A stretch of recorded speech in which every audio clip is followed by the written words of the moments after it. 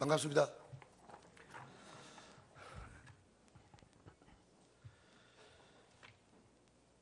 또 이렇게 함께 말씀을 나눌 수 있는 귀한 은혜를 주신 하나님께 먼저 감사를 드리고요. 세우신 우리 목사님과 또 당회와 당회원들과 모든 성도님께 감사를 드립니다. 오늘 본문의 말씀을 통해 하나님이 쓰시는 사람이란 제목으로 함께 하나님의 음성을 듣고자 합니다. 하나님께서 죄로 죽었던 영혼들을 살리시기 위하여, 다시 말해 우리를 구원하시기 위하여 예수 그리스도를 이 땅에 오게 하셨습니다. 주님께서 이 땅에 오셔서 우리의 죄값을 대신 치르기 위하여 십자가에 죽으셨고, 장사된 지 사흘 만에 부활하셨고, 또 승천하셔서 하나님께 하나님 보좌 우편으로 가셨습니다. 그 주님의 십자가의 죽으심과 부활하심을 통해 주님께서 우리의 죄값을 대신 치르시고 우리를 구원하신 줄 믿습니다. 그 부활하신 주님, 승천하신 주님, 이제는 우리 가운데 주님의 영, 하나님의 영, 성령님께서 우리 가운데 오셔서 그 주님이 계획하신 일들을 또한 우리를 통해 이 시간도 또 앞으로도 계속적으로 이루어 가실 줄 믿습니다. 성경을 보면 하나님은 쉬지 않고 그 일들을, 그 계획들을 이루어 가신다고 말씀하고 계시는데, 하나님이 그 일을 이루시기 위하여 사람을 택하셨고 그 사람들을 통해서 그 일들을 이루어 가십니다. 성경에 보면 모세나 참으로 엘리야나 이스라엘의 지도자급인 그런 선지자나 민족, 이스라엘 민족의 대표되는 사람들을 통해서도 그 일들을 감당하셨지만, 이름도 없는 한 무명인들을 통해서도 이 땅에 하나님의 뜻을 이루어가는 일을 이루어내시고 역사하신 줄 믿습니다. 우리가 잘 알다시피 디베랴 벌판에 보리떡 5개 물고기 2마리를 예수님의 손에 올려드렸던 한 소년은 그 이름도 교명되지 않는 소년입니다. 소년이라는 존재가 당시 유대인들에는 사람, 인구를 계수할 때 그 숫자도 들어가지 않는 그런 존재입니다. 그럼에도 불구하고 한 소년의 역사를 성경에 기록하고 또 그 소년을 통해 수많은 군중의 배를 불리고 12강줄기가 남던 기적을 행하신 주님의 일들을 행하심을 성경에는 기록하며, 그런 무명의 소년도 주님의 도구 되어 쓰임받았던 사실을 성경은 말씀하고 있죠. 여하튼 하나님 이 시대도 하나님은 많은 사람들, 각양의 사람들을 통해서 하늘에서 이루신 하나님의 뜻을 이 땅에 이루시기 위하여 지금까지 그 일들을 역사해 오셨고 앞으로도 그 일들을 역사해 가실 줄 믿습니다. 오늘 특별히 본문의 말씀을 통해 하나님이 사람을, 하나님의 뜻을 이루는 일에 사람을 택하여 쓰셨다고 말씀드렸는데 그 하나님이 어떤 사람을 쓰시는가? 오늘 본문에 나타나는 모세라는 사람을 통하여 몇 가지 좀 살펴보고자 합니다. 오늘 우리 모두가 다 하나님 앞에 부름을 받아 하나님의 도구로 쓰임받는 인생을 살아가고 있기 때문이라는 것입니다. 그러기에 역사 속에 많은 하나님 앞에 쓰임받았던 분들의 모습을 통해 우리의 신앙을 다시 한번 정립하고 주어진 인생 속에 하나님의 귀하신 도구로 우리 인생을 쓰임받기를 원하기 때문입니다. 특별히 오늘 모세를 통해 하나님께서 우리에게 말씀하시는 것은 하나님이 이 땅의 일들을 감당케 하기 위해 하나님은 믿음의 사람을 쓰신다는 사실입니다. 성경에 많은 사람들, 하나님 앞에 도구된 인생들을 살아갔던 사람들, 그들의 공통점이 있다면 그들은 다 믿음을 가지고 살아갔던 사람입니다. 오늘 우리 모두도 다 믿음을 가진 사람들입니다. 인정하십니까, 여러분? 예. 성도는 하나같이 믿음의 세계를 살아가는 사람들입니다. 믿음으로 하지 않고선 하나님의 세계를 누리지도 깨닫지도 볼 수도 없는 사람들이죠. 예수님께서 사복음서에 많은 일들을 행하시며 병들도 고치시고 귀신도 쫓으시고 여러 가지 일들을 행하시며 꼭 덧붙이는 수식어 같은 문장이 있죠. 내 믿음대로 될지어다. 네가 믿느냐 하나님의 영광을 보리라. 다 믿음과 관계지어 말씀을 하시고 계십니다. 오늘 우리의 삶이 바로 믿음대로 살아가야 한다는 것이죠. 여러분, 이 믿음이 얼마나 아름답고 정말 하나님 앞에 축복된 삶인가는 히브리서 11장 6절이 말씀합니다. 믿음이 없이는 하나님을 기쁘시게 하지 못하나니라고 말씀합니다. 하나님을 기쁘시게 하는 것이 믿음이라고 말씀합니다. 다시 말해 저와 여러분이 예수를 믿고 신앙생활을 하는 것이 그 삶 자체가 하나님이 기뻐하시는 삶이다라는 이야기입니다. 여러분, 늘 읽는 하나님의 말씀이지만 내 신앙생활이, 그 신앙생활을 하는 그 자체가 교회를 섬기고 하나님을 예배하고 하나님의 사랑을 전하고 하나님의 은혜를 전하고 하나님의 말씀을 전하고 지체와 지체가 서로 교제하고 주 안에 생하시는 모든 그 믿음의 삶 내용들이 그 자체가 하나님이 기뻐하시다라는 확신을 여러분들이 갖고 계시냐는 말씀입니다. 여러분, 하늘의 별과 같이 바다의 모래알같이 수많은 사람들이 이 땅에 살아가고 있습니다만 하나님의 기쁨이 된다는 삶이 얼마나 놀라운 일입니까? 얼마나 감사할 일입니까? 여러분, 오늘 우리의 신앙의 삶이 바로 그 하나님이 기뻐하시는 삶을 우리가 살아가고 있다는 것입니다. 하나님은 이런 믿음 있는 자를 사랑하시고 그 믿음 있는 자를 통해서 하나님이 일을 하신다라는 말씀입니다. 근데 그 히브리서 11장 6절의 그 뒤에 말씀이 또한 우리가 눈여겨보아야 할 말씀입니다.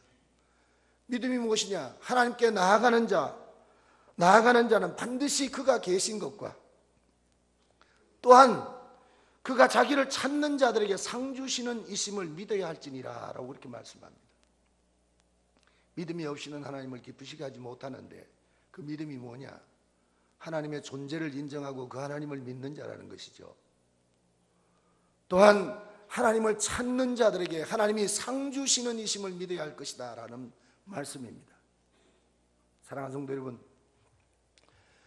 하나님은 살아계십니다. 보이지 않는 영이신 하나님이시지만 그 하나님은 살아계시고요, 그 하나님을 찾는 자에게 구원의 상을 베푸시는 하나님이신 줄 믿으시기 바랍니다. 하나님의 자녀된 놀라우신 은혜의 자리를 허락하시는 보상하신 하나님이신 줄 믿으시기 바랍니다. 여러분, 믿음이 무엇이라고 생각하십니까? 믿음에 대한 믿음의 정의에 대한 이야기들은 성경 구절들은 참 많습니다만 오늘 제가 소개하고 싶은 말씀은 요한복음 1장 12절의 말씀입니다. 영접하는 자, 곧 믿는 자에게는 하나님의 자녀되는 권세를 주셨다라고 말씀합니다. 여러분, 영접하는 자, 곧 그 이름을 믿는 자에게는, 그 곧이란 단어는 동격을 이야기하죠. 영접하는 것과 믿는 것이 동격이라고 말씀합니다. 오늘 저와 여러분이 예수를 주로 믿는다는 말은 예수님을 주로, 내 인생의 주로 내가 영접한다라는 고백입니다. 믿습니까 여러분? 그래서 여러분, 마태, 마가, 누가, 요한, 우리는 사복음서라고 이야기합니다. 복음이란 단어는 우리가 잘 알죠. 기쁜 소식입니다. 무엇이 기쁜 소식입니까? 바로 임마누엘의 소식이 기쁜 것입니다. 하나님이 우리와 함께 하시는 소식이 기쁜 소식이다 이 말이죠. 왜? 하나님이 함께 하심으로 인하여 우리가 하나님의 자녀가 되어지고 하나님의 거룩한 나라가 되어지기 때문이라는 것입니다. 하나님을 알지 못하고 이 땅에 태어나 살다가 하나님 없이 살다가 하나님 없이 이 땅의 삶을 마쳐야 할 인생에, 그러한 내 인생에 하나님이 나를 찾아오셨고 그 하나님이 내 인생의 주로 내 삶을 다스리시며 하나님과 더불어 한 삶을 살아가게 하시는 이 놀라운 은혜 속에 우리가 살아간다는 것, 여러분, 신앙생활, 믿음의 생활이 얼마나 기쁘고 감사한 일이라는 이야기입니다. 이게 바로 기쁜 소식이 아니고 뭐가 기쁜 소식이겠습니까? 바울은 그 기쁜 소식에 진리를 알았기 때문에, 깨달았기 때문에 그는 그렇게 고백합니다. 나를 사랑하는 아버지의 사랑에서 이 세상에 그 어떤 것도 끊을 것이 없다라고 고백을 하죠. 하나님이 나를 위하시면 누가 나를 대적하리요? 라고 그렇게 고백합니다. 여러분, 이러한 복음의 소식을 받은 자, 이 복음을 받은 자, 복음을 가진 자가 바로 주님과 더불어 주님께 도구되어진 인생을 살아가는 것입니다. 여러분, 마태, 마가, 누가, 요한, 이 사복음서 뒤에 따라붙는 책자의 이름이 뭡니까? 사도행전이라고 그러죠. 사도들의 행적을 기록한 책이라고 말씀합니다. 여러분, 그 사도행전을 일명 성령행전이라도 이야기하죠. 사도들에게 함께한 성령이 사도를 통하여, 사도들의 삶을 통해 하나님의 뜻을 이루어 나갔던 일들을 기록한 책이 바로 사도행전, 일명 성령행전이기도 하기도 합니다. 여러분, 복이 뭐라고 생각하십니까? 복은 다른 것이 아닙니다. 돈을 많이 벌고 높은 명예와 지위를 갖고 많은 사람들의 선망이 되어서 살아가는 것, 이것을 많은 사람들이 복이라고 이해를 합니다. 여러분, 그것은 복을 누리는 사람에게 나타나는 한 지역적인 열매일 뿐입니다. 복이라는 것은 임마누엘, 하나님이 우리와 함께 하시는 것이 복인 줄 믿으시기 바랍니다. 시편 1편 1절에 복 있는 자, 복 있는 자라는 문장이 단어가 나오죠. 그 복 있는 자라는 말을, 그 원어를 직역을 하면 바른 길 가는 자라는 뜻입니다. 여러분, 바른 길 가는 자, 누가 바른 길 가는 자이겠습니까? 참으로 도덕적으로 윤리적으로 발라서 바른 길 가는 자입니까? 그렇지 않습니다. 바른 길은 이 세상에 어떠한 길도 바른 길이 없습니다. 바른 길은 곧 진리가 되시고 길이 되신 주님 안에서의 삶이 바른 길인 줄 믿습니다. 여러분, 당연히 주님과 함께하는 삶이 복된 자의 삶이라는 이야기입니다. 여러분, 오늘 하나님이 우리와 함께 하신 이유가 뭐겠습니까? 여러분, 저와 여러분의 인생을 쓰시기 위하여 우리 인생 속에 찾아오신 것입니다. 믿습니까? 하나님이 함께 하시는 목적입니다. 내 인생을 쓰시기 위하여. 어떤 연세 많으신 권사님이 그런 말씀을 하시죠. 아이고 목사님, 나는 나이가 들어서 살 날도 얼마 안 남았는데 내가 무슨 하나님의 도구가 되겠습니까? 아닙니다. 여러분, 예수 그리스도의 이름으로 부름을 받은 모든 자는 다 하나님의 뜻을 이루기 위한 도구된 인생을 살아가는 것입니다. 하루를 살든 열흘을 살든 1년을 살든 10년을 살든 90년을 살든 100년을 살든 하나님께 부름받은 자의 삶이란 그 인생이 바로 하나님의 도구되어 지은 인생이란 사실을 믿으시라는 이야기입니다. 저와 여러분에게 주어진 환경, 우리가 이 땅을 살아가며 누리는 그 모든 환경이 하나님의 뜻을 이루는 일에 도구되어진 인생, 그 인생을 자각하고 믿음으로 그 인생을 살아가는 것입니다. 하나님은 그러한 자를 통하여 하나님이 역사한다라는 사실입니다. 여러분, 하나님은 믿는 자와 함께 하십니다. 그래서 그 믿음의 사람들을 세우고 그들을 통하여 역사하시고 하나님이 이를 감당케 하시는 것입니다. 오늘 저와 여러분이 예수를 믿고 교회를 다니죠. 여러분, 교회를 다닌다는 말이 무슨 말입니까? 교회로 부름을 받았다는 것입니다. 교회라는 일터로 우리가 하나님 앞에 일꾼으로 부름을 받았다는 이야기입니다. 내가 교회를 다니는 것, 여러분, 하나님이 나를 부르셨다는 사실을 인정하십니까? 신앙생활이라는 것이 여러분, 나를 누가 부르셨나는 그런 바른 고백에 따라 여러분들의 신앙의 삶이 달라질 것입니다. 사람이 여러분을 부른 것이 아니고요, 목사님이 여러분을 부르신 것이 아니고요, 하나님이 여러분을 교회로 부르신 것입니다. 그 하나님이 나를 부르셨는 것이 왜 부르셨느냐? 나를 쓰시기 위하여 부르셨다라는 이야기입니다. 하나님 앞에 도구된 자신의 정체성을 바르게 알고 그런 바른 고백 속에 이 사명을 감당하며 살아가야 할 것입니다. 하나님은 그런 믿음의 사람을 쓰신다라는 것입니다. 여러분, 마태복음 20장 1절 이하에 보면 포도원의 비유가 나옵니다. 주인이 포도원을 만들고 난 연후에 그 포도원에 일할 일꾼들을 그 포도원 입구에다 방을 붙여서 누구 일꾼들을 모집합니다 라고 방을 써붙인 것이 아니죠. 그 성경의 말씀을 기억하시는 분들은 주인이 친히 거리로 나가 그 포도원에 일할 사람들과 계약을 하고 그 사람들을 포도원 안으로 들여보내노라고 그렇게 말씀하고 있습니다. 무슨 말씀입니까? 오늘 내가 교회를 섬기는 일도 하나님이 나를 택하시고 부르셔서 그 교회를 섬기도록 그 사명의 자리로 나를 보내셨다라는 이야기입니다. 이 사실을 인정하고 믿으시라는 이야기입니다. 하나님이 나를 부르셨다는 말을 우리는 소명이라고 이야기하죠. 바른 소명 의식을 가진 사람이 바른 사명을 감당하게 되는 것입니다. 사람이 부른 것이 아닙니다. 하나님이 나를 부르셨다는 이야기입니다. 하나님이 일들을 감당하도록 나를 남구민 중앙교회에 부르셨다라는 이야기입니다.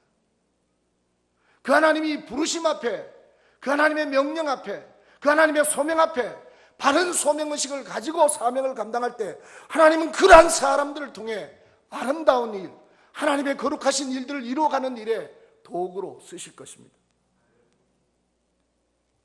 여러분의 주어진 건강, 여러분의 물질, 여러분의 삶의 환경, 그 모든 것들을 다 사용하여 이 땅에 이루시고자 하는 하나님의 일을 바로 여러분을 통해서 이루어 가신다라는 말씀입니다. 오늘 특별히 오여전도에 헌신 예배를 드리고 있습니다만, 오늘 이러한 믿음으로 헌신을 다짐할 수 있는 귀한 말씀의 도전이 여러분들에게 있기를 주의 이름으로 축원합니다. 여러분, 하나님이 일을 하다 보면 생각이 달라도 바른 소명의식을 가진다면 그 생각들을 내려놓을 수 있습니다. 하나님이 일을 하다가도 사람과의 견해 차이로 인하여 마음에 정말 시험을 당하고 어려움을 당해 싸울 그런 다툴 그런 위치에 있어도 하나님이 나를 부르셨다는 사실을 인정하고 고백할 수 있다면 그런 것도 용서되어질 수 있다는 이야기입니다. 바른 소명의식을 가지고 그러한 소명 앞에 바른 사명을 감당하는 믿음의 사람이 될 수 있기를 주의 이름으로 축원합니다. 많은 분들이 믿음으로 하지만 어떤 의미에서는 믿음보다 신념이 강한 사람들이 참 많습니다. 믿음과 신념은 비슷한 것 같지만 절대 다릅니다. 믿음은 하나님을 인정하고 하나님의 부르심 앞에 순종하는 것이 믿음이죠. 신념은 결국은 자기 자랑하는 것입니다. 일의 크기에 따라, 일의 결과에 따라, 그 일의 능률에 따라 결국 자기 자랑하는 것입니다. 안타깝게도 많은 그리스도인들 가운데는 믿음이라고 자신은 생각하지만 그러나 신념 속에 주의 일을 감당하는 사람들이 참으로 많다라는 안타까움이 있습니다. 오늘 우리 남부민 중앙교회 모든 성도님들은 하나님이 여러분들 이 교회의 부르심을 고백하고 믿음으로 일들을 감당할 수 있기를 바랍니다. 그러기에 사람의 눈, 사람의 귀, 사람의 말 그런 일에 상처받지 마시고요, 하나님 앞에 묵묵히 헌신하는 귀한 믿음의 사람들이 될 수 있기를 바랍니다. 하나님은 그런 사람들을 위로하실 것입니다. 하나님이 그런 사람들에게 뜨거운 가슴을 주셔서 하나님의 명하신 일들을 믿음으로 감당하게 하실 것입니다. 두 번째로는 오늘 이 모세는 자신이 헌신된 자임을 잘 압니다. 자각합니다. 다시 말해 하나님은 헌신되어진 자를 쓰신다라는 말씀입니다. 모세가 자신은 이미 하나님께 드려진 자다, 헌신되어진다라는 자기의 정체성을 인정하고 그것을 결단하고 고백할 때 하나님은 그를 들어 쓰셨습니다. 여러분, 헌신이라는 단어가 무슨 뜻입니까? 드릴 헌, 몸신, 몸을 드린다라는 말씀이죠. 여러분, 하나님께 자신을 드리는 것입니다. 자신의 삶 자체를 드리는 것입니다. 바울은 이 진리를 깨달았기 때문에 갈라디아서 2장 20절, 저와 여러분이 잘 아는 성경 구절이죠. 그런즉 이제는 내가 산 것이 아니요 오직 내 안에 예수께서 사신 것이라. 할렐루야. 그가 육체 가운데 사는 것은 예수 그리스도, 다시 사신 예수 그리스도를 믿는 믿음 가운데 사는 것이라고 그는 그렇게 고백을 하죠. 자기는 이미 옛사람은 죽었고 새사람으로 하나님께 헌신되어진 자, 하나님께 드려진 자로 살아가기 때문에 자신의 삶이 자신의 것이 아니라 하나님을 위한, 하나님의 뜻을 이루기 위한 도구된 인생임을 알기에 그는 당연히 헌신된 자로 살아가겠다고 고백을 그렇게 하고 있는 것입니다. 여러분, 신앙의 첫걸음을 이미 헌신되어진 자라는 자기 정체성을 인정하고 고백하며 신앙의 첫걸음을 뛰는 사람과 신앙생활을 하며 내가 헌신하여 감으로 헌신된 자가 되는 그런 사고를 가진, 신앙적 사고를 가진 사람과는 그 헌신의 내용도 다르고 색깔도 다르고 모든 것이 다 다릅니다. 오늘 저와 여러분 이미 헌신되어진 자라는 사실을 인정할 수 있기를 바랍니다. 여러분, 성도라는 단어 가운데 하기오스라는 단어가 있습니다. 이 단어는 그 시제상 과거 완료형입니다. 이미 하나님께 드려진 자, 그 하기오스라는 단어가 하나님께 봉헌되어진 자, 하나님께 드려진 자라는 뜻인데요, 이미 시제상 벌써 이미 드려졌다라는 이야기입니다. 오늘 내가 신앙생활을 하며 헌신되어진 자로 찾아가는 것이 아니고요, 이미 하나님께 드려진 자이기에 내가 헌신의 삶을 통해 헌신되어진 자라는 자신의 삶을 확인하는 것입니다. 확신하며 살아가는 것입니다. 그래서 감사가 있고요, 그래서 기쁨이 있다는 것이죠. 헌신을 통해. 여러분, 헌신이라는 단어가 이미 드려졌다라는 말인데, 그러면 자기의 것이 아닙니다. 내 것이 아니라는 이야기죠. 오늘 모세는 바로 이 사실을 깨달았습니다. 24절 말씀해 보니까 공주의 아들이라 칭함을 거절하고 라고 이렇게 말씀합니다. 그는 비록 유대 사람이었지만 바로 공주의 아들로 자라났습니다. 당연히 애굽의 왕자의 직분에 있던 사람이었습니다. 그러나 자신은 하나님께 헌신되어진 자라는 사실을 알기 때문에, 그것을 자각하기 때문에 그는 공주의 아들이라 칭함을 거절했다라고 그렇게 표현합니다.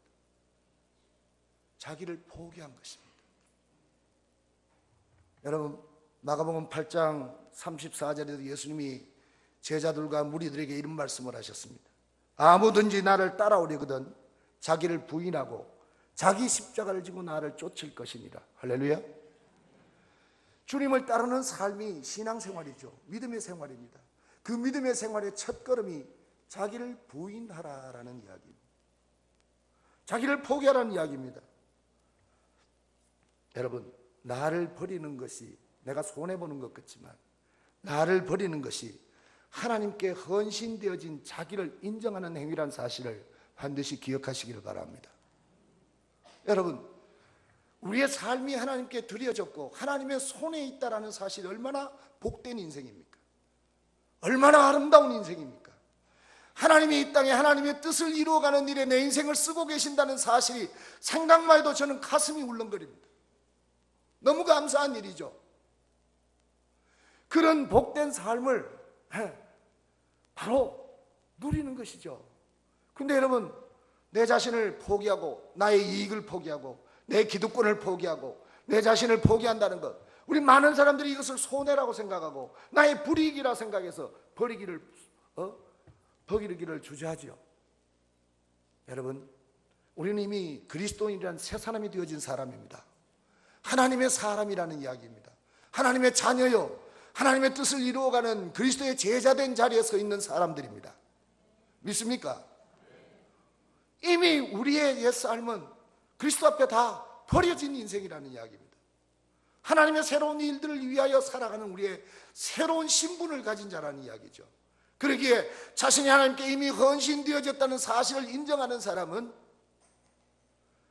이미 하나님께 드려졌기에 하나님께 맡겨진 인생, 하나님이 쓰시는 인생을 살아가고 있다는 자기의 정체성을 확인하는 자리입니다. 그럴 때 진정한 헌신이 이루어지는 것입니다. 여러분, 하나님께 드리는 시간 아깝다고 인색해 하지 마십시오. 많은 분들에게 이렇게 말씀을 나누다 보면 시간이 없어서, 마음은 교회를 위하여 또 나에게 맡겨진 직분을 위하여 그렇게 적극적으로 열심을 하고 싶은데 환경과 시간이 없어서 못 하신다는 분들 많이, 그런 이야기들 제가 많이 듣습니다. 그러나 여러분, 그렇지 않습니다. 하나님의 나라는 없는 시간을 하나님 앞에 드리면 그 없는 시간이 나에게 얼마나 많은 시간이 되는가, 놀라운 일들을, 놀라운 것들을 깨닫게 되어질 줄 믿습니다. 물질이 없어서 하나님 앞에 헌신하지 못한다는 분들을 간혹 봅니다. 여러분, 그런 고백을 하는 사람은 평생 그런 고백을 할 것입니다. 없지만 하나님이 주실 것을 믿지 않아요, 여러분. 그렇게 물질로 헌신하는 것이죠. 근데 놀랍게도 기록된 말씀대로 너희가 무엇을 심든지 심은 대로 거두리라, 그 약속이 내 인생 속에 경험되어지더라는 이야기입니다. 이게 하나님의 살아계신 말씀이고 하나님의 살아계신 약속이잖아요.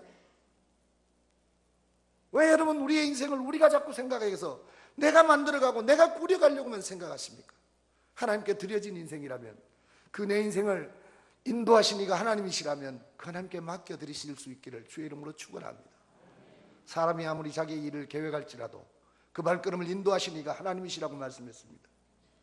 여러분, 사람은 자기의 일을 계획할 수 있습니다. 그러나 그 계획한 일이 바라는 바로 끝나서는 안 되겠죠. 반드시 이루어져야 할 것입니다. 그 이루어짐의 결과를 만들어주시는 이가 하나님이시라는 이야기죠. 그러게 여호와께 내 인생을 맡기라고 성경은 말씀하지 않습니까, 여러분? 믿음으로 맡길 수 있기를 주의 이름으로 축원합니다. 맡길 수 있는 근거는 내가 이미 하나님께 헌신되어진 인생을 살아가고 있기 때문에, 내 것이 아니라 하나님의 것이기 때문이라는 사실입니다. 왜 물질에 인색합니까? 내 것이라고 생각하니까 인색하다는 이야기죠. 하나님의 것이라고 생각하면 인색하지 않습니다. 왜 시간에 인색합니까? 내 것이라고 생각하니까. 세 번째로 하나님은 겸손한 자, 온유한 자를 쓰시는 줄 믿으시기 바랍니다. 여러분, 이 겸손이라는 단어가 많은 사람들이 좀 그냥 단어적 이해로 이해를 하는 경우가 참 많습니다. 그러나 우리가 하나님의 말씀을 믿고 하나님의 말씀을 좇아 살아가는 자들이기에 겸손의 정말 성경적 의미를 생각하고 믿어야 합니다. 다시 말해, 겸손이라는 것은 사람과 사람 사이에 나타나는 도덕적이고 윤리적인 아름다운 모습들을 이야기하는 것이 아니라는 이야기. 물론 맞죠. 틀린 것은 아닙니다. 그러나 본질적으로는 그 말씀의 의미가 아니라는 이야기입니다. 겸손이라는 단어와 비슷한 단어가 성경에는 온유라는 단어입니다. 따뜻할 온, 부드러울 유. 마음이 따뜻하고 부드러운 사람. 여러분, 온유란 단어를 그렇게 우리가 이해만 한다면 그건 도덕적이나 윤리적인 이야기겠죠. 안 믿는 사람도 마음이 따뜻한 사람이 있습니다. 안 믿는 사람도 마음이 부드러운 사람이 있어요. 그러나 성경에서 말하는 온유한 사람은 그러한 것이 아니죠.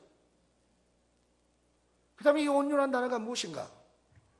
성경적으로 우리가 이해를 한다면 하나님의 말씀에 길들여진 자란 뜻입니다. 여러분, 민수기에 보면 모세를 두고 하나님이 뭐라고 말씀하십니까? 모세의 온유함이 지면에 있는 어떤 사람보다 승하더라. 다시 말해, 모세가 온유한 것이, 모세의 온유함이 이 땅의 어떤 사람보다 온유한 사람이다라고 그렇게 이야기합니다. 여러분, 모세가 온유한 사람입니까? 모세는 사람을 죽인 사람입니다. 제가 개인적으로 교도소 선교를 하고 있으니까 소위 말해 사람을 죽인 살인자들을 한 달에도 많이 만납니다. 제가 참 근간에 제 나름대로 영적인 딜레마에 빠진 때가 있었습니다. 근 10여 년을 선교 교도소로 사역을 하면서, 저 사역은 교도 사역은 15년 했지만 그 친구를 만난 게 10년입니다. 15년형을 받고 있던 형이 친구였는데, 교도소 안에 재소자들이 다 그 친구의 모습을 존경하고 우러러보고 그 친구를 본받고자 할 만한 그런 안에서 신앙의 열심을 가지고 섬겼던 친구였습니다. 나름 자신도 하나님이 부르시면 주의 길을 가고자 기도를 하고 또 틈틈이 성경 공부를 하고 성경에 관한 서적들도 읽으면서 열심히 신앙생활을 하던 친구였습니다. 그 친구의 아름다운 모습을 보고 저도 기도를 많이 했습니다. 어쩌면 14년 교도소 선교에 정말 아름다운 열매를 하나님께서 맺게 하시는 것이 아닌가. 제 나름대로 개인적으로 기도도 참으로 컸습니다. 가석방을 받고 1년 4개월, 그러니까 1년 2개월 가석방을 받았으니까 15년형이 13년 10개월을 살고 나왔죠. 그가 나와서 갈 곳이 없었습니다. 아버님 한 분 계신데 그 아버님은 연세가 많으시고 치매가 있어가지고 노인 노양병원에 계시고, 그래서 저희 교회에서 숙식을 했죠. 교회에서 열심히 했습니다. 교회에 음악 하시는 분들이 계셔가지고 나팔도 배우고 기타도 배우고 하고 아주 재능이 뛰어나서 클라리넷을 가르쳤더니 한 달 만에 찬송을 다 불러내더라고요. 자관 열심히도 하고요. 그래서 일단은 자기가 생활할 수 있는 근거가 있어야 될 것 같아서, 그때가 겨울이었는데 제가 군고구마 장사를 하라고 군고구마 리어카에다가 군고구마 통을 만들어서 장사를 하게 했습니다. 근데 한 3, 4개월을 하더니만 자기가 수고하는 만큼의 대가가 안 나오니까, 그래도 이익은 남는데 그런 이익이 그렇게 많지가 않으니까 그만두려고 하더라고요. 그래서 내가 좀 더 꾸준히 해봐라고 격려를 옆에서 계속 했는데 결국은 그 일을 포기하더라고요. 그러고 난 뒤에 다른 부업을 이렇게 찾는데, 그 친구는 가석방 기간을 받은 친구고 살인을 했던 친구라서 그 가석방 기간 동안은 발찌를 차고 있습니다. 그러니까 자신의 행동이 제한되어져 있죠. 그래서 가석방 그 발찌를 풀기 전까지는 자기 행동이 자유롭지 못합니다. 그래서 일을 해도 멀리 가서 일을 못하죠. 교회 근처에서 일을 해야 되는 거예요. 그러다 보니까 포장마차를 하시는 노부부가 계셨는데, 그분들이 포장마차를 세팅하고 철거하는 것이 힘이 드니까 아르바이트생을 아마 벼룩시장에다 내어놓았던 거예요. 이놈이 그걸 보았던 거예요. 그래서 가서 60만 원을 준다 하니까 그 일을 했던 것이죠. 그 일을 시작하며 거기서 사람과의 만남이 이루어지기 시작하면서 변해지기 시작하는 겁니다. 좋은 것으로 변해지는 것이 아니라 세속적인 사람으로 변해. 결국 작년에 본인이 떠나겠다는 표명을 저한테 하더라고요. 그래서 좀 더 있어라, 제가 이렇게 권면을 했는데 결국은 어느 날 소리 소문도 없이 떠나버렸더라고요. 들려오는 소리를 들으니까 어떤 여인을 만나서 같이 동거를 한다고 하더라고요. 그래서 많은 기도를 했습니다. 혹시나 무슨 일이 있을까 싶어. 그러고 나서 잊었는데 지난달에 교도소 들어갔더니만 그 교도소 안에 있는 형제 하나가 저에게 그 친구가 또 다른 죄를 저지르고 지금 부산구치소에 있다는 소식을 들었습니다. 청천벽력 같은 소리였습니다. 저한테 참 가슴이 많이 아팠습니다. 돌아와서 교회에서 기도를 하는데 그렇게 눈물이 나더구만요. 정말 마음이 아팠습니다. 여러분, 참으로 자기의 헌신되어진 자신을 그렇게 고백까지 했던 친구인데, 그럼 그 고백이 결국 거짓이었다는 이야기죠. 지금은 다시 앞으로 나올 수 없는 그런 인생을 그는 살아가야 할 사람이 되어버렸습니다. 그러나 반면에 지금도 두 사람을 내가 희망을 걸고 그들을 섬기고 있는 또 무기수 둘이가 있는데요. 한 친구는 대한민국 법무부, 그러니까 재소자들 가운데 요시철 인물 1위로 있는 사람. 왜 1위인가 하면 그 친구는 자기 몸을 자해하는 일에 400회를 자해했습니다. 근데 그 400회라는 자해가 끔찍스럽게 자기 심장을 4번 찔렀고요. 자기 발 아킬레스를 8번 끊었던 친구였습니다. 여러분, 제가 이런 말을 하는 것은 저는 교도소 안에서 그들을 만나니까 쉽게 이야기하지만 여러분들은 듣기에도 끔찍스러운 일들 아닙니까? 그런 이들에게 구원이 있겠습니까, 여러분? 근데 놀랍게도 그가 예수를 만나고 참으로 신앙생활을 열심히 하고 있습니다. 한 친구는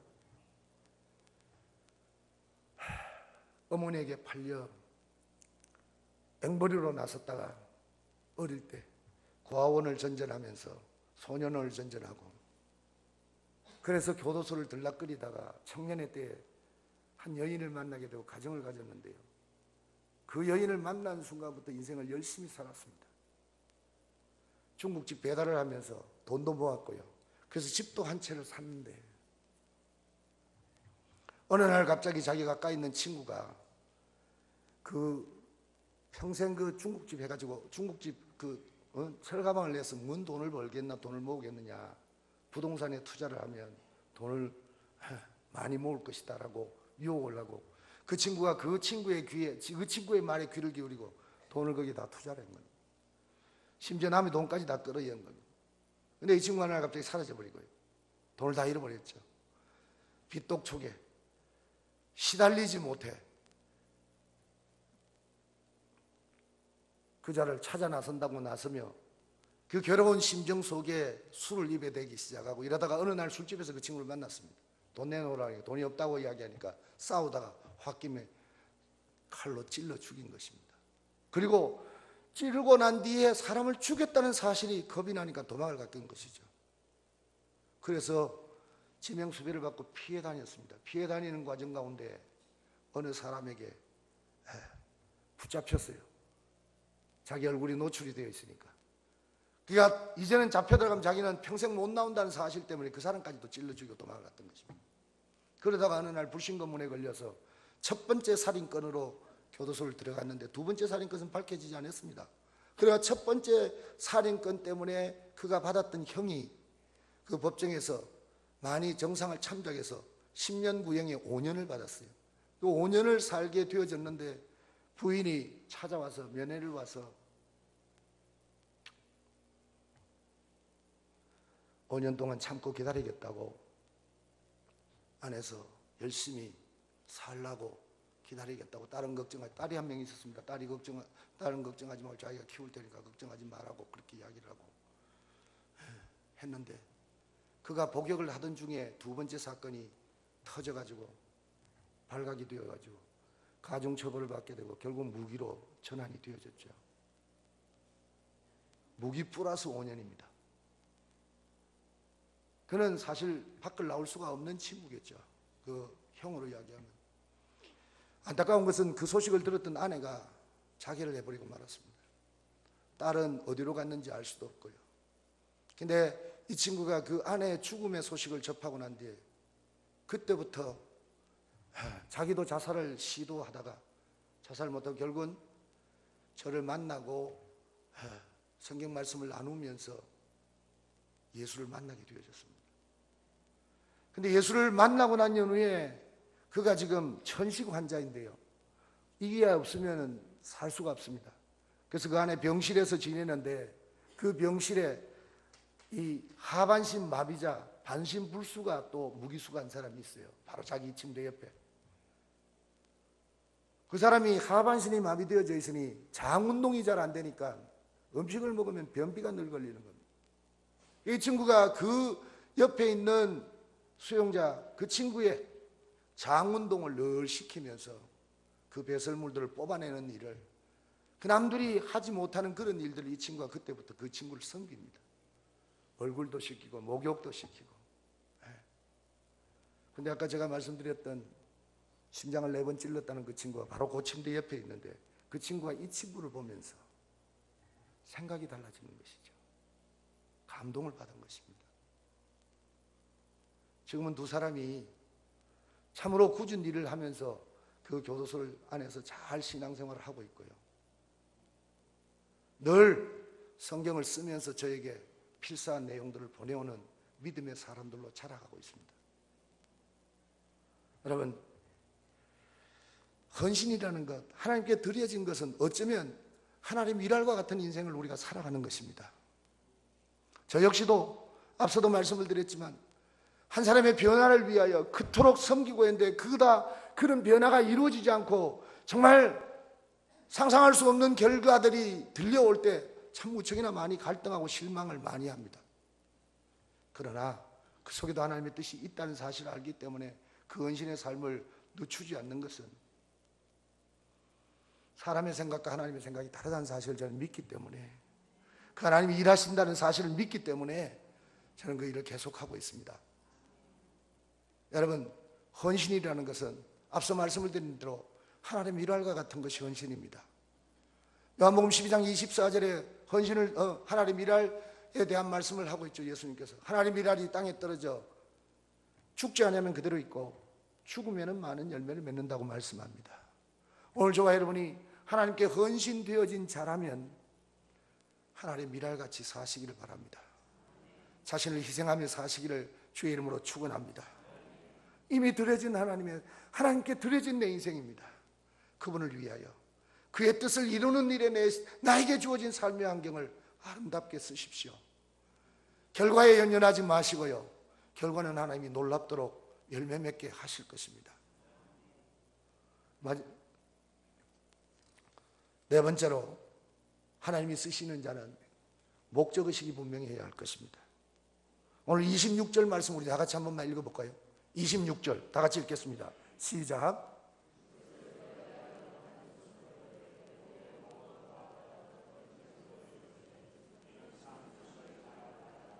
할렐루야. 여러분 26절 첫 말씀에 그리스도를 위하여라고 말씀합니다. 신앙의 목적이 분명합니다. 여러분 자신에게 한번 질문해 보시기를 바랍니다. 나는 그리스도를 위한 인생인가?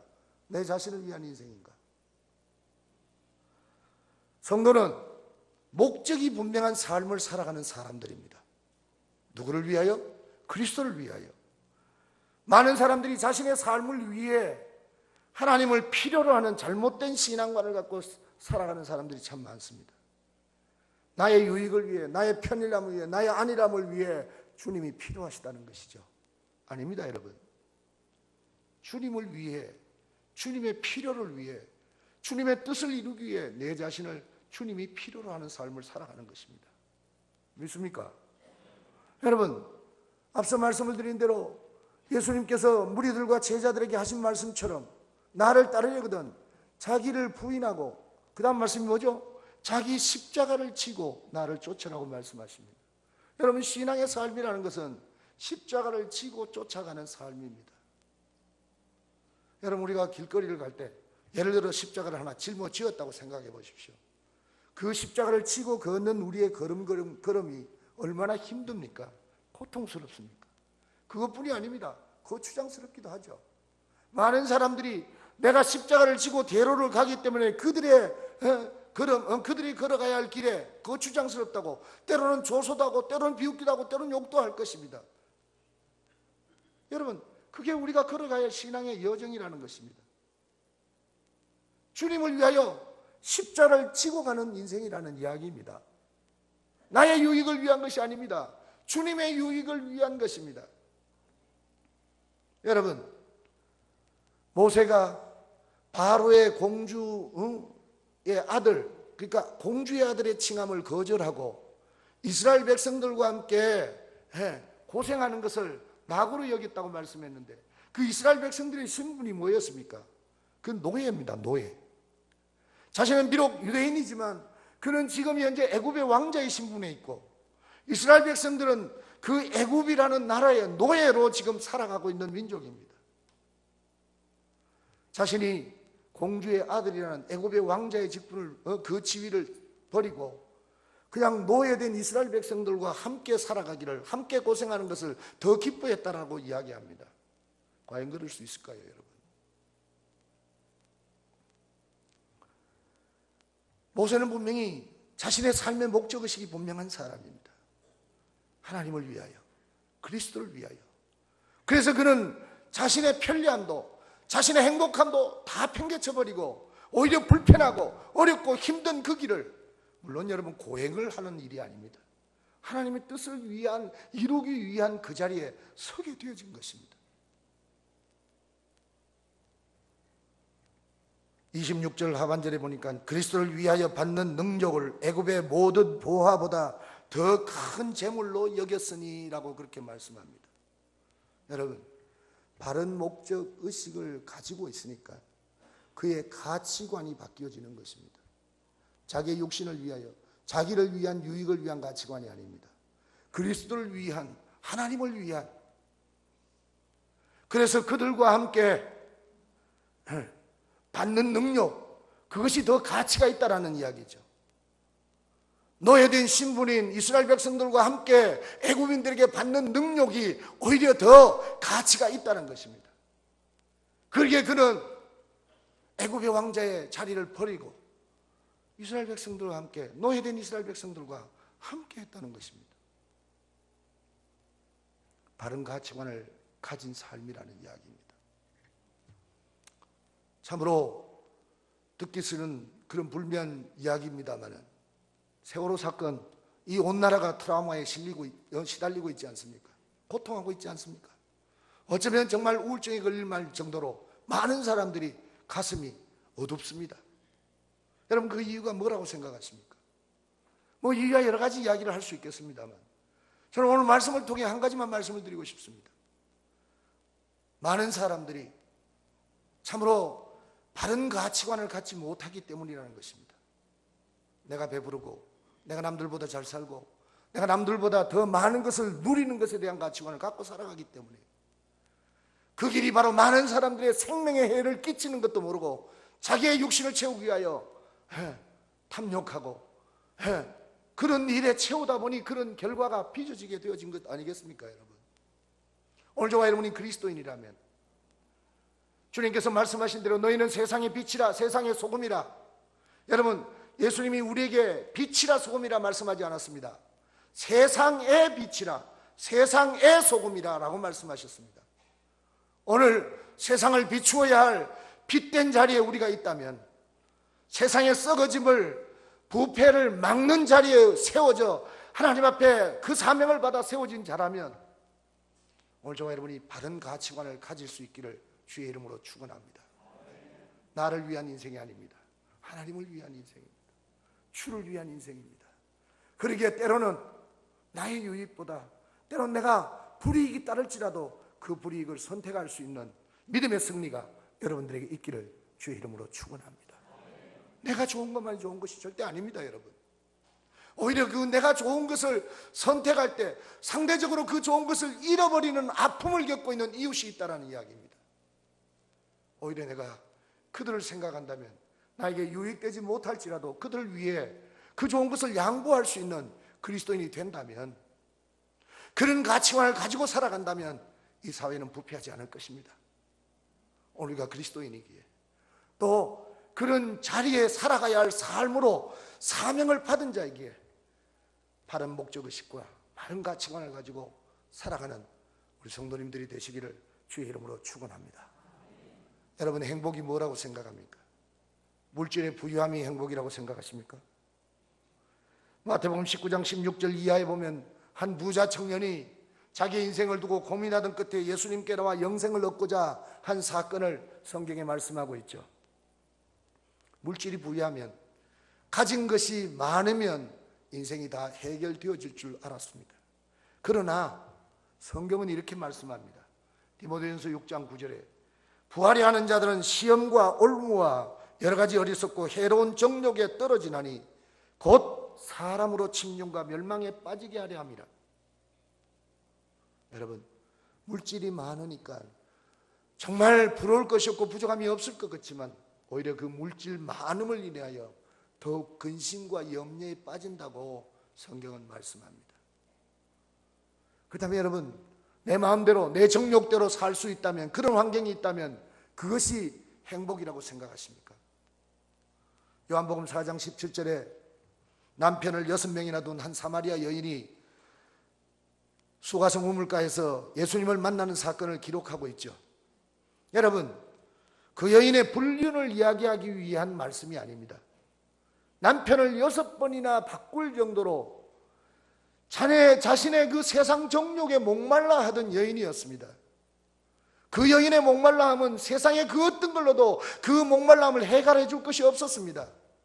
그러나 그 여인이 예수를 만나고 난 연후에 그 인생의 목말라함이 해결이 되어지죠.